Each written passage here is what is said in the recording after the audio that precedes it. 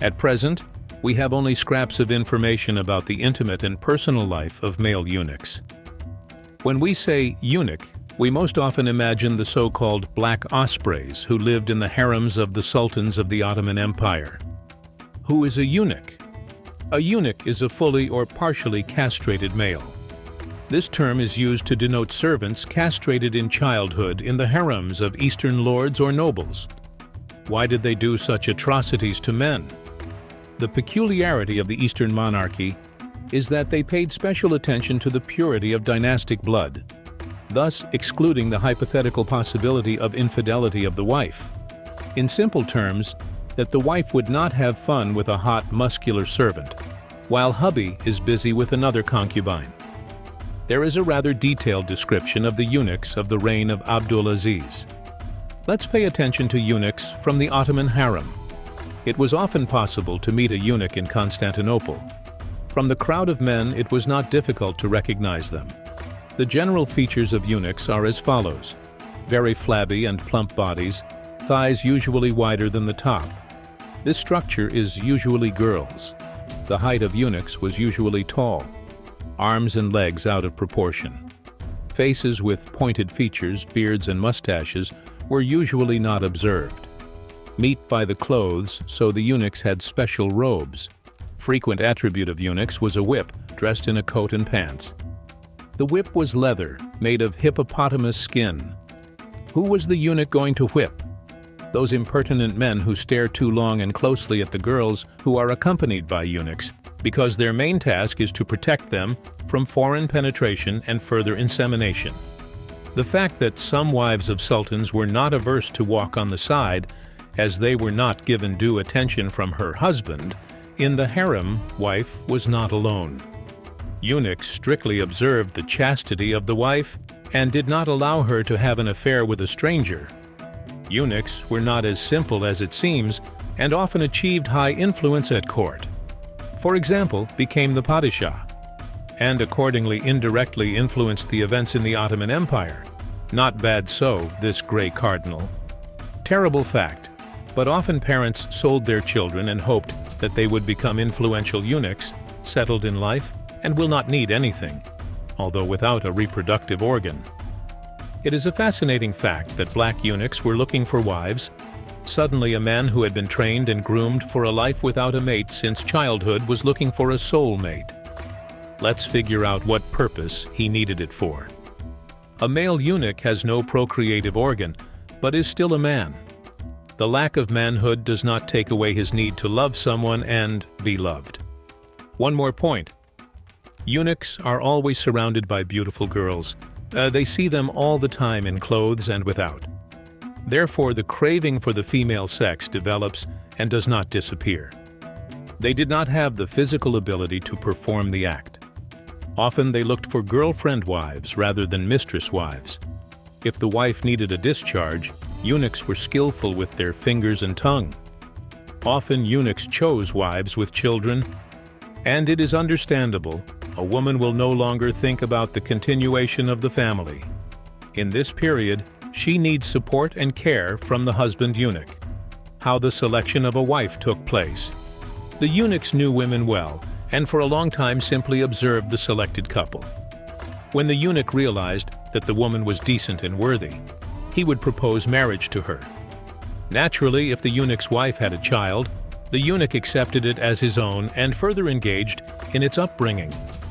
There were also rich eunuchs who made fortunes from their service. After going on vacation, they traveled to the farthest outskirts of the empire and recruited their harem of virgins. What did they do with them? Observed their beauty and felt their love. Such girls were doubly profitable to be in the harem of the eunuch. No one used her for a direct purpose, but they were also watched and did not allow them to cheat.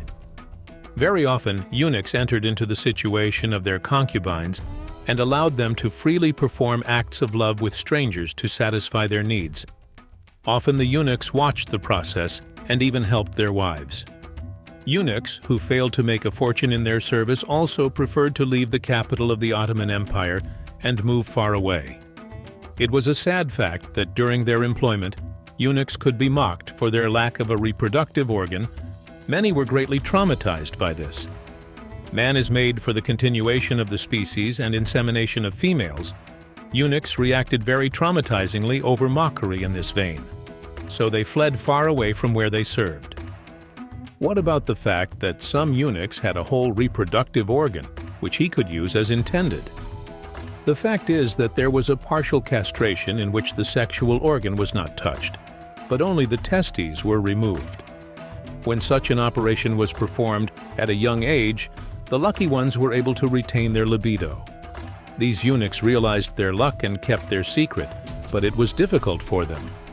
Girls in the Sultan's harems did not hide their naked bodies from the eunuchs, and he had to carefully hide his excitement under the clothes.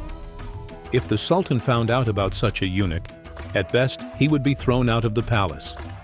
But in fairness, how could he spoil a girl? It was impossible to get pregnant by him anyway. Some concubines did take advantage of having partially castrated eunuchs around. They became intimate with them, and not just once, but on a regular basis. The harems were large, and the Sultan did not fulfill the needs of the girls. Roughly speaking, the eunuch worked for him on a full program. There was a case, judging by chronicles, when one eunuch was in love with a concubine of the Sultan and spent all his money on her. It turned out that he loved the concubine, spent money on her, and received it for loving this concubine. Another fact is that concubines got more pleasure from eunuchs, who retained their manhood, than from ordinary men. What does this have to do with? Girls are very often shy of men and cannot fully relax in front of them at the moment of lovemaking. Eunuchs, on the other hand, have seen them from all sides many times, know their needs and preferences. That is why the concubine was completely relaxed and gave herself to the process with her head, whereas with another man, or with the Sultan, she was stiff and constrained. Funny feature: men not meant for this business were the best at it. The average life expectancy of a eunuch was 44 years. In general, they were not poor husbands who knew how to satisfy any woman, and were also willing to raise other people's children. Envious suitors, don't you think? One of the most famous eunuchs was Haji Bashir Aga. He served as chief eunuch under Ahmed III and Mahmud I. Haji promoted necessary people to the posts of viziers and quickly eliminated undesirable commanders. There was a case when the chief vizier attempted to remove Haji Bashir for interfering too often in state affairs, but it all ended with the resignation of the rebellious vizier himself.